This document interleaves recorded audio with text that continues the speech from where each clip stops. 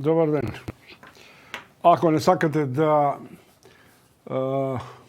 ги чуете црнилата на перспективите на македонската економија и светска во овие услови на пандемија, тогаш можете да го изгасите телевизорот барем привремено, но ви препорачувам заради општата мобилност на сознанијата и заради својот микрокосмос на економирање во семејството сепак да останете, зашто секој човек е побогат со збирни информации за да може да види индивидуално каде уште повеќе колективно. Јас се продолжувам серијата разговори со професори кои се занимаваат со макроекономијата. Вчера беше професорот Узунов, денеска е професорот од Штипскиот универзитет Дарко Лазаров.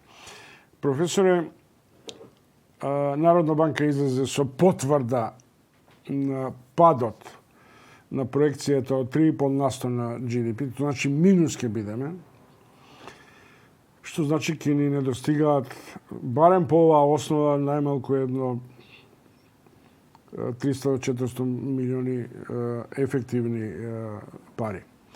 Но она што Советот на Народна банка ја потврдува нашата перцепција дека се наоѓаме практично во една голема рецесија, е тезата дека во 2020 се очекува најголемата глобална рецесија по големата депресија. Значи, пат имаме, има палијативни мерки и има веќе анализи дека ова ќе биде малку подолго трајно следење на економскиот пат, до толку повеќе што веќе сега има индиции и од Европската банка, дури и од Европската унија, дека заздравувањето не може да се очекува, што значи заздравување нула и нешто позитивно, пред 2022 година. Што се вашите перцепции или вашите согледувања со оглед на фактот дека сега буричката и по овие странски анализи? Добро, најпрво добро утро до вашите гледачи, гледачите на утрински брифинг и благодарност до поканата денес да бидам дел од вашата емисија и да поразговараме за овие, како што рековте вие, за жал црнила, нели, кои што ни се случуваат на нас и на светот, не само од здравствена гледна точка, меѓутоа и од економска гледна точка.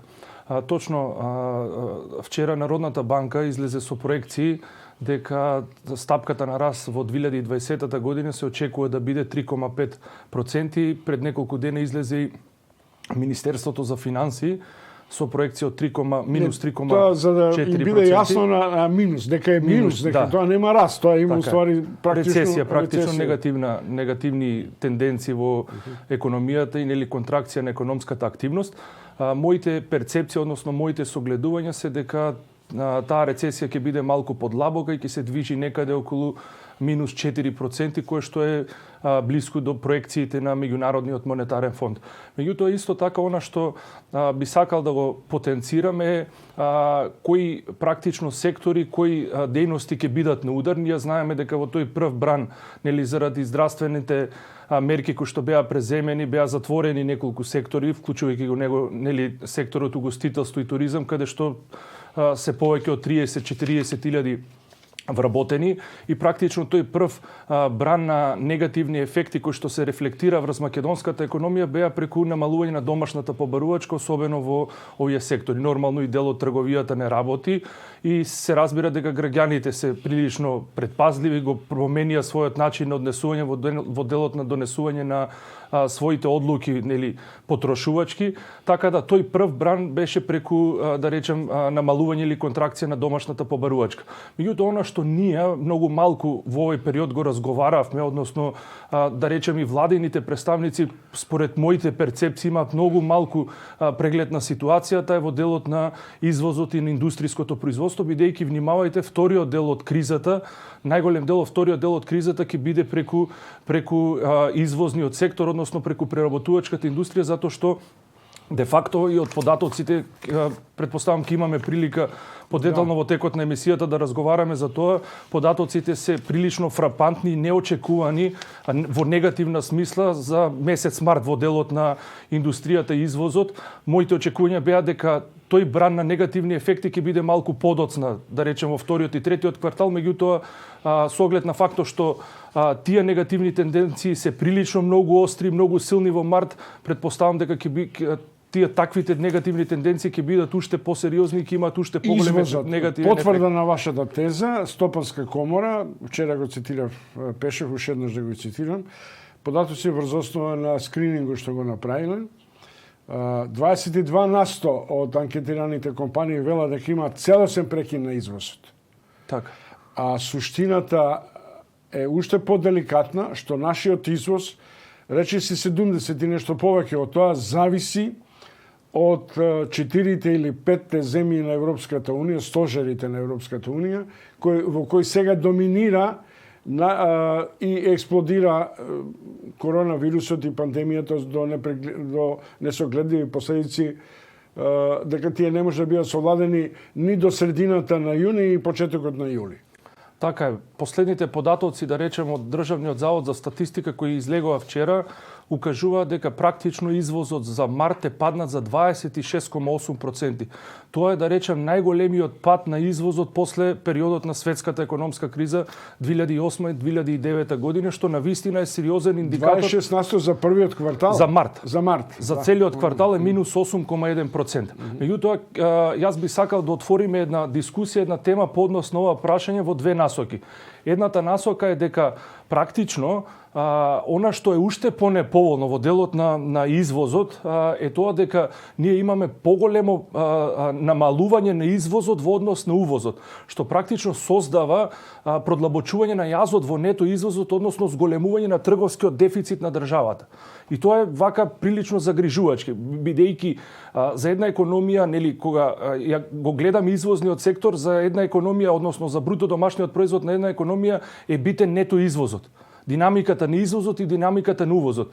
Она што е неповолно во првиот квартал од годината, вклучувајќи го и само месец март, е тоа дека падот на извозот е многу поостар во однос на падот на увозот.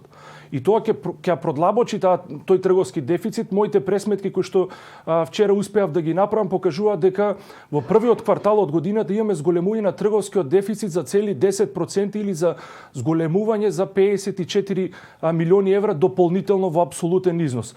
Тоа на годишна основа ќе биде некаде околу 200 до 250 милиони евра.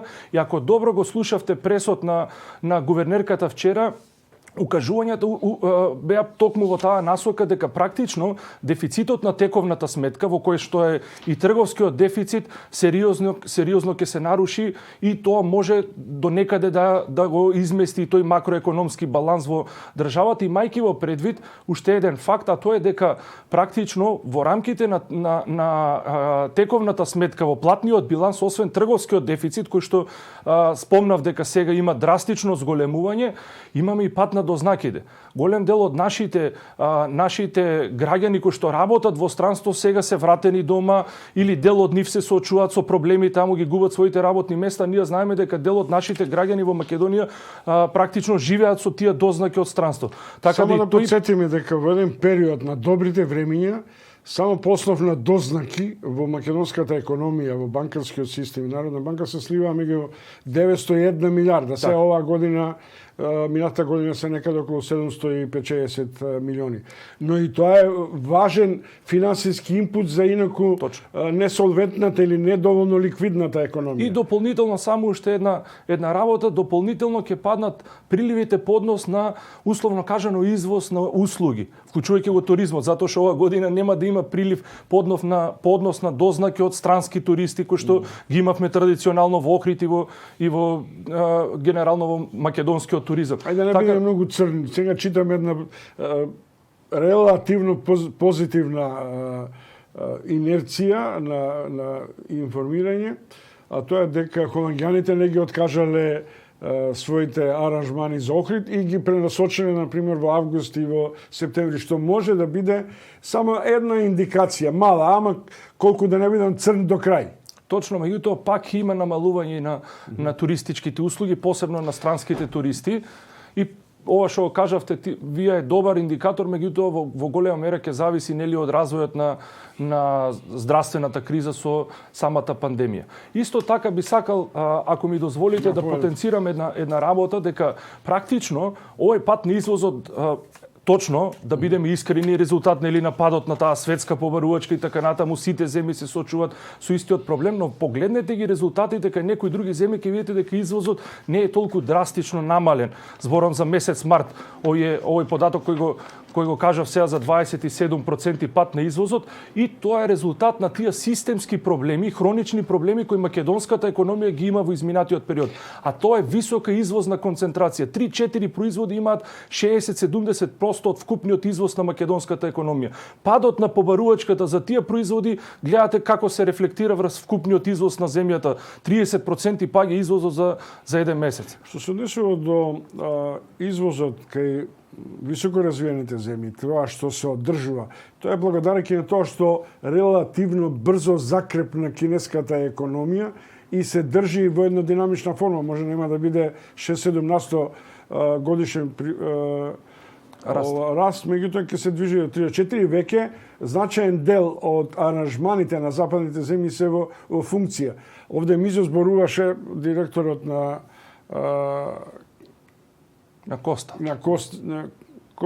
Костел, да. На Костел, дека благодарејќи на тоа што самиот, независно од газдите, се ориентирал на дел од кинескиот пазар, го одржува во некаква кондиција. Сега прашањето е, тешко во овие услови да најдете нови пазари. Но што би можело да биде алтернатива на очигледниот пат на извозот, кој драматично може да се одрази и врз домашната економија? Така, видите, пак ќе повторам. Тој проблем со ниската извозна конкурентност на македонската економија е хроничен проблем.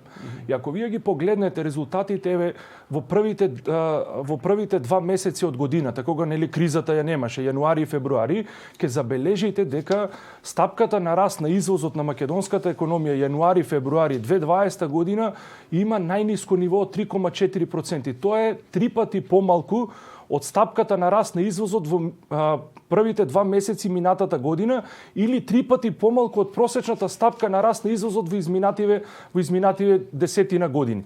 Дополнително, само уште еден податок, извозот има пат и во месец февруари, што вака е нелогично во смисла дека нели се уште кризата не беше во вистинска смисла појавена во светската економија.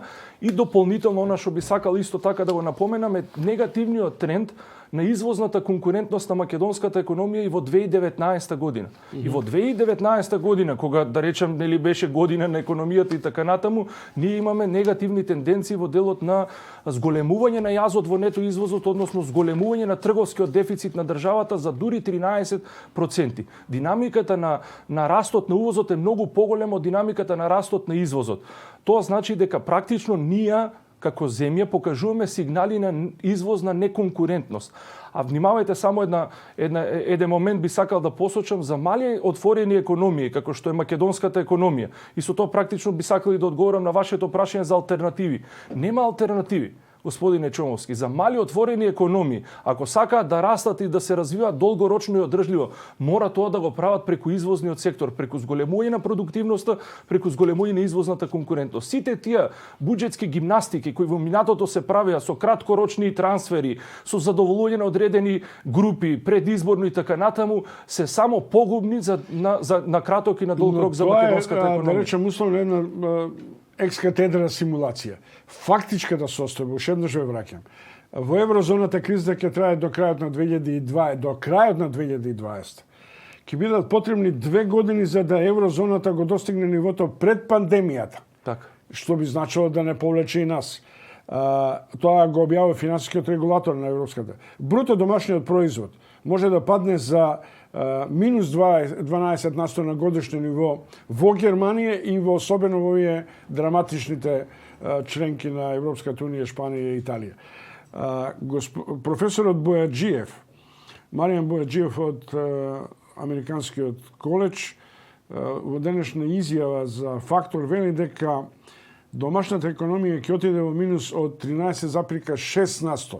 И што е најважно, тој го сугерира овој податок, зашто правиме премин, дека за да обстане во живот, да не ни даваат на респиратори кислород, ќе ни треба 1 милиарда инфузија во економијата, во услови во кои се потешко ќе може да се најдат кредитори, освен овие кои ќе бидат слободни инвеститори, а тоа главно се прилично деликатни хедж фондови и така натаму. Што е вашиот став? Мојот став во однос на ова прашање е ќе се вратам само малку на проекциите кои што во првиот дел од вашата констатација или прашање кажавте, а тоа е дека нели се очекува опоравување во 2021 година и практично и нашите анализи, односно проекции кои што и јас и дел од институциите ги прават во Република Македонија се во таа насока. Ако ние имаме оваа година минус 4% стапка на негативна стапка на раст, а наредната година проекциите на пример на Народна банка се околу 4,7 или на Министерство за економија 4%, тоа значи дека минус 4 плюс 4 е 0. Практично ние 2 години ќе ни треба крајот на 2021 да се вратиме на ниво на БДП пред пандемијата. Меѓутоа уште еднаш ќе потенцираме на работа. Тоа е 0,7% само порасто, значи тоа ќе биде 2016 кога бевме во најделикатна фаза. Сега, па да се вратам назад на вашата компарација со Германија. Добро. Или со, да речем, западноевропските земји. Бруто домашниот производ по глава на жител или животниот стандард на германските граѓани или на граѓаните на Западна Европа е многу поголем од животниот стандард на македонската економија. Тие кои ќе се вратат во 2022 година на истото ниво, ќе бидат 7 или 10 пати поразвиени пак од нас. Ние пак ќе треба да почнеме од прилично ниска позиција. И тоа е да речем проблемот. Тоа е старото правило, дај да преживееме, па после ќе видиме. Точно. Меѓутоа, во делот на проекциите, ова вториот дел од вашето прашање со буџетските расходи, односно приходи или фискалните импликации од кризата, видовме многу нели изјави во јавноста, лиферување на некакви милиарди и така натаму. Моите проекции се дека од прилика во буџетот согласно состојбите до четврти месец, вклучувајќи го и месец април, се дека од прилика на Македонија ќе фалат околу 600 до 700 милиони евра. И сега кога збориме за тоа колкава ќе биде буџетската дупка. Она што граѓаните треба да го знаат во делот на буџетскиот дефицит. На вас може да ви фалат и 5 милиарди евра. И добро го кажавте на крајот дека буџетскиот дефицит е практично средствата кои вие ќе ги позајмите, а не средствата кои ви фалат. На вас може да ви фалат и 2 милиарди евра во буџетот или во економијата, меѓутоа во вакви околности, на светските пазари на капитал, вие не можете да приберете повеќе од, по мои проекции, повеќе од 600-700 милиони евра, и тоа ќе биде прилично проблематично затоа што сега влегуваме во еден период кога нели треба да се подготвуваме за евровразницата, но на крајот на денот е прашање дали ќе успееме да ја реализираме. Она што е добар податок е тоа дека брзо стигнаа парите од Меѓународниот монетарен фонд, банката, Народната банка прилично, да речем, конструктивно се однесува во оваа криза со тоа што нели ослободи дел од тие стерилизирани средства во благајнички записи, овозможи државата нели да ги запише во форма на државни харти од вредност, па тие некои, да речем, околу 6 милиарди евра, 6 милиарди денари или околу 100 милиони евра успеа нели државата да ги прибере од банките. 25 милиони од тие беа за враќање на долгови, 75 милиони евра беа дополнителни средства во буџетот. Дарко Лазаров од Штипскиот универзитет. Продолжуваме на тема македонската рецесија во духот на светските прогнози каква ќе биде можеби економска депресија. Професор, уште еден компаративен податок. Од јануари до април 2020 година фирмите добиле поврат од 145 милиони, поврат на ДДВ од 145 милиони евра, што можеби на одреден начин покажува од каде ова скудна ликвидност. Меѓутоа парадоксот е, што може да биде уште подраматичен, дека за тоа информираше министерката за финансии, дека најголем пат на прибирањето е кај ДДВ-то дури 43,5%, што значи тоа што ќе прибереме ќе биде за 43% помалце и не може да се врати да се инектира во некаква привремена, односно мобилна ликвидност. Ерго, тоа би значило дека нас ќе ни треба дополнителни прилично големи своти на задолжувања, вклучувајќи и го домашниот. Прашањето ми е каде да се задолжиме? Кај домашните кредитори, а банките веќе се во таа фаза. Вториот пензиски фонд веќе има 70 или 60% од парите имобилизирано во записи и приходи односно врзници од владата. Што според вас би требало да има некаква динамика на надворешното задолжување и со каква логика? Вака, прво околу тој прв дел од вашето прашање со повратот на ДДВ. Тоа е, внимавајте, тоа е законска обврска на државата. Државата мора да ги врати тие даноци, тој прибран данок, затоа што на крајот на денот... Тоа се ми јасно. Прашањето е на тоа како ќе изгледа. Овие се прилично важни ликвидни средства што им се враќаат на фирмите. Да, меѓутоа во услови кога сега во наредниот квартал се помалку ќе се лиферуваат фактури со ДДВ и нема поврат. Точно. Ајде пак да се вратам назад.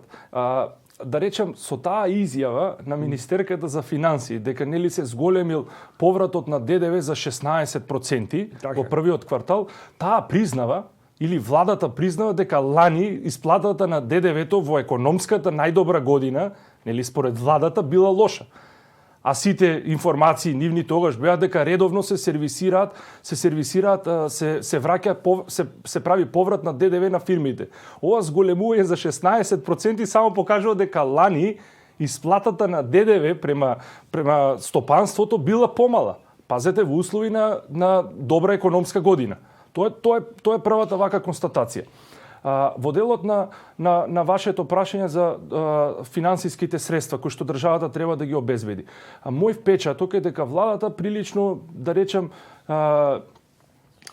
неспособно, условно кажано, или прилично несериозно влезе во пристапот на мобилизирање на финансиски средства од на меѓународниот пазар, тогаш кога можеше да го направи тоа условно во првите неколку недели од месец март, и видовме дека после доживеа неуспех таа можност за bridge to bond, односно собирање на 400 милиони евра финансиски средства до објавувањето на евроврзницата, што практично доведе буџетот и македонската економија во некоја фаза на неликвидност. Меѓутоа исто така, пред да одговорам на прашањето за можноста за обезбедување на средства, мислам дека е честно пред граѓаните да го потенцираме и моментот дека практично во првиот квартал од 2020 година, во кој што најголем дел или 2/3 немаше, нели условно кажано, криза, па дури и повеќе од 2/3, после втората практично половина на март почна условно кажано самата криза, видовме дека има буџетски дефицит, владата направила буџетски дефицит од 120 милиони евра. Тоа е практично 42,6%, 43% од планираниот буџетски дефицит за цела 2020 година. И сега, ако го споредите тоа со минатата година, само за илустрација, во минатата година биле потрошени 50 милиона буџетски реализиран буџетски дефицит, или околу 18%. Тоа е драстично зголемување на буџетскиот дефицит во првиот квартал. И она што е исклучително неповолно, а мораме да го потенцираме во делот на структурата на тоа како се трошеле парите, само 8,5% од планираните пари за капитални расходи били искористени во првиот квартал. Добро, реколте дека отприлике 800 милиони, сега да не лицитираме на маса, тоа сигурно тековите ќе покажат, наместо една, дури и повеќе од 1 милиарда, како што вели професор Маријан Бојаджиев. Не ми одговорите каде ги најдеме парите?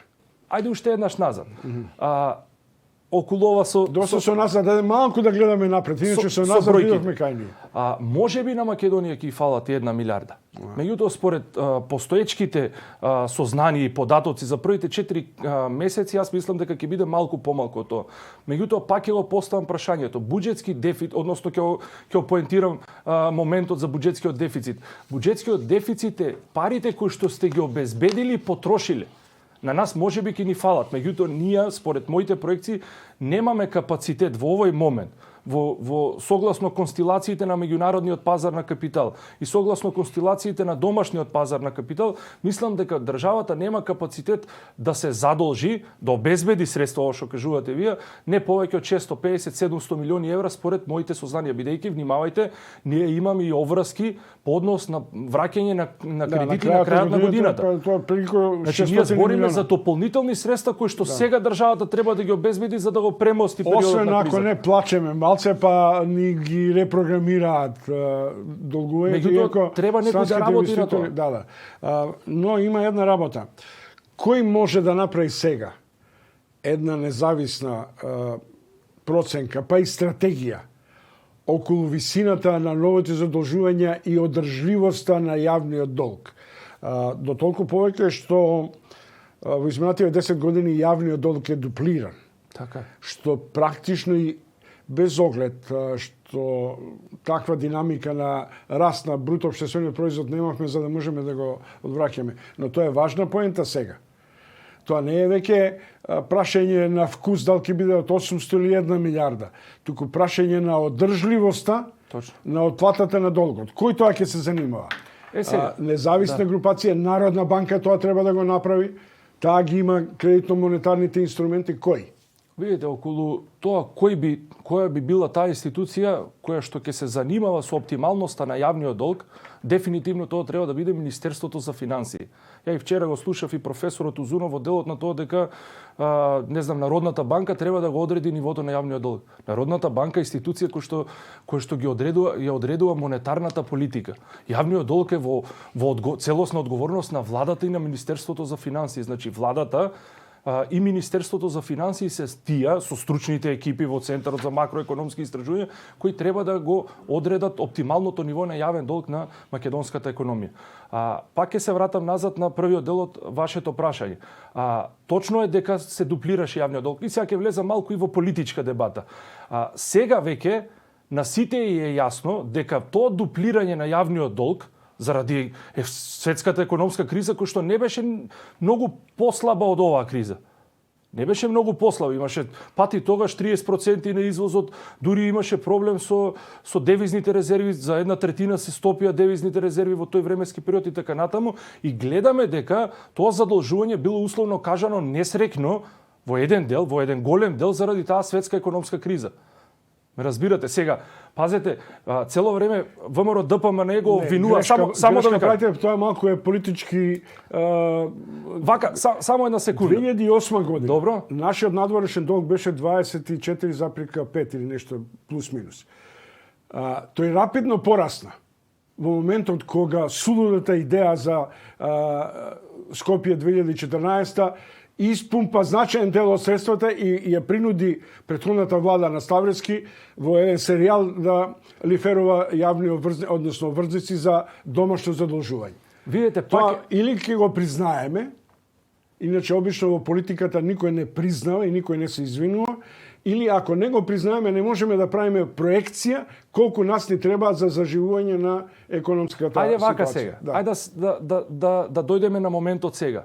Дали политички ќе се обвинува СДСМ во моментот ако јавниот долг на државата се зголеми од 50 на 60% поени? Нејзина вина е ова? Еве да го поставиме прашањето. Има криза. Економскиот бруто домашниот производ паѓа, расте долгот. Значи, видете сега една работа, само чисто да, ќе го поентираме и тој дел. Во економијата има два фактори, ендогени и екзогени фактори. Ендогените фактори се фактори на кои вие влијаете, како влада, како политичка гарнитура, и екзогените фактори се фактори на кои вие не влијаете, а тоа се некои надворешни негативни или позитивни околности. Светска економска криза и 2008-2009 и сега, за жал многу кратко, во многу мал размак за македонската економија, за ваков производен развоен капацитет на една земја се случија да едноставно вие не можете да не го зголемите јавниот долг. Тоа ми беше поентата. Значи екзогено тоа се случува. Јасно е тоа дека македонската економија е предодредена преку надворешно задолжување да обезбедува некаков минимален, односно некој динамичен развој. Меѓутоа прашањето е на трошењето на парите. Ја морам да бидам приземен. Нема да помине ни Заев ни оваа гарнитура лесно, ако се задолжиме, а се остане статично. Јавна администрација огромна, 120 до 180 зависи. И да бидам уште поприземен, ако во ова време некој му текнало да обезбедува јатки, морски плодови за да се прехранува ресторантот и така натаму. Ние мора да се научиме. На тоа обично вие економисти го викате етичка економија. Во време во кое се наоѓаме, се да биде подредено на рационалност. Не е доволно само министрите да земаат минимална плата. И тоа месец-два. Тоа мора да се прават резови кои ќе мора да имаат подинамична форма на јасни перцепции што ќе правиме и како ќе се снаоѓаме со јавната администрација, со другите трошоци и така. Образованието исто така е голем фактор на трошење со универзитети. Што вие мислите? Еве сега пак ќе се вратам нова. Например, околу структурата на трошењето на парите, и тоа го спомна во еден дел. Вие во првиот квартал од годината имате реализација на капитални расходи од 8,5% или само 32 милиони евра. Да ве подсетам само, во 2017 година, во првиот квартал, кога исто беше техничка влада, нели? Првиот квартал од првите 3 месеца од 2017 беа техничка влада. Беа реализирани 18 или биле реализирани 18,8% од планираните капитални расходи или 82 милиони евра, кога буџетот бил многу помал од тоа што е денес. Добро, ама вам ви е јасно дека тоа беа двата клучни автопатишта кои беа претходно договорени. Ама еве го имаме и сега. Зошто сега, видете, и економската теорија, и праксата, и меѓународните финансиски институции укажуваат на два моменти. Во услови на криза, вклучувајќи ова криза, треба да се прават две работи. Никако да се зголемуваат даноците и давачките према граѓаните, затоа што тоа уште повеќе ќе дестимулира и така намалената домашна потрошувачка. Ние видовме дека има зголемување на акцизата, небитно.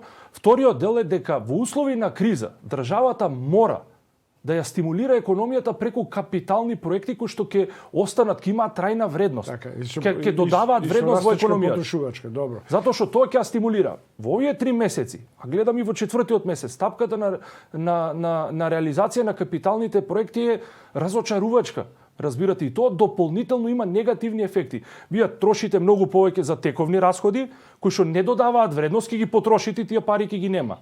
Има за тоа што има пари, што е започнато, патот Росоман Прилеп и натаму е во застој. Професор Лазаров, вие сте дел од економскиот совет на ВМРО ДПМН. Програмата беше направена пред пандемијата. Так. Што сега ќе понудите на граѓаните да им кажете со што ќе се соочат? Лесно беше во такви услови, ние ќе направиме ова, 1 милиарда инвестиции, странски и така тоа. Сега треба да бидете брутално сурови, за да граѓаните, и тоа ќе биде знак и за владеечката гарнитура или за СДСМ, за да граѓаните сватат дека прашањето е колку скромни, како ќе се излегуваме од оваа криза. Јас се согласувам со вас дека мора да се прават големи резови и практично тимот кој што работи на програмата на ВМРО ДПМН, кој што работеше претходно и за изборите 12 април, нели, кој што сега работи, прави одредени надградувања, односно одредени корекции во делот на реализацијата на проектите, динамиката, буџетските средства кои што може да се издвојат за тој и така натаму, и ВМРО ДПМН ќе биде многу коректна во делот на тоа дека ќе мора да има одредена рационализација или пролонгирање на дел од проектите за неколку години. Меѓутоа, она што е многу битно, а тоа е фокусот на таа програма која што во моментот се надградува или се доработува, е следното, дека нема да има зголемување на даночните оптоварувања за граѓаните, затоа што граѓаните во овој момент се уплашени, условно кажано, дека нели се очекува тоа враќање на долгот во наредниот период да биде на товар на нив. И тоа ќе биде на товар на нив, нормално, затоа што на крајот на денот буџетот се... Ама Лазаров, тука има една малку нелогичност, и со професор Славевски малку споревме. Влегувате во понуда за рамен, враќање на рамен данок, дури и намалување од 10 на 8%, во услови во кои нема од каде да се алиментираат доволно средства за полнење на буџетската каса. Вака сега, после кризата, Значи, после кризата треба да се направи нова стратегија за консолидација на буџетот. Една многу погрешна лекција во економијата. Вие од кога ќе се случи ваква криза и кога рапидно ќе порасне јавниот долг, не во Македонија, секаде во светот, да веднаш драстично се обидувате да го намалите. Значи, тоа ќе направи дополнителна контракција на економијата. Вие треба да оставите економијата 3, 4, 5 години да се консолидира приватниот сектор, да ги зајакне своите позиции, за да може после одреден временски период нормално, во некое нормално темпо, со една нормална динамика, да се сервисира долговите. Меѓутоа, пак ќе се вратам назад на вториот дел, а тоа е дека, освен ненамалување на даноците, вториот момент за зголемување на даночните приходи е раст на бруто домашниот производ. Ако вие направите нова развојна стратегија, нов концепт за развој на економијата, во насока на зголемување на продуктивноста, извозот, ова што го збориме со вас, затоа што сега, после кризата, ќе се појават нови можности, геостратешки, геополитички дел од Европа, ќе го врати производството од Кина и така натаму, ќе се отворат нови можности за овие земји од југоисточна Европа, вклучувајќи и Македонија, и ние треба да грабаме по тие нови можности, затоа што на крајот на денот буџетот се полни или со повеќе даночни приходи, или со поголем бруто домашен производ, а со истите даноци. Значи, не е исклучена можноста, дури и во услови да се намалува даночната стапка, да растат даночните приходи. Потврда за тоа е управо 2006 година, односно 2007 кога се воведе рамниот данок. Се сеќавате добро, еве ќе ги потсетам и гледачите, во тој период кога даноците драстично, даночните стапки беа намалени. Не знам, беа 12, пред тоа беа 16%, 14, 16 и 12%, се намалија на 10%, а даночните приходи се зголемија. Така да, граѓаните треба да знаат дека буџетот или даноците се полнат врз база на висината на даночната стапка и врз база на бруто домашниот производ. Еве сега немаме намалување на даноците, а имаме намалување на даночни приходи. Професор Лазаров, сладок ви е мобетот, така да. Мораме да го прекинеме баш кога е сладок. Истекуваат нашите минути и имаме доволно простор. Сега кога ќе стартува кампањата, мислам дека таа наскоро ќе биде, дали ќе биде крај на јуни или почеток на јули, ќе имаме можности да разговараме и памтам што сте кажале. Памтам и првиот пат кога рековте и сега, особено околу даноците и задолжувањето. И благодарам уште еднаш. И поштувани гледачи, тоа беше утрески брифинг со разговор за парите што се помалку ги имаме, а за кои се повеќе стремиме да ги добиеме.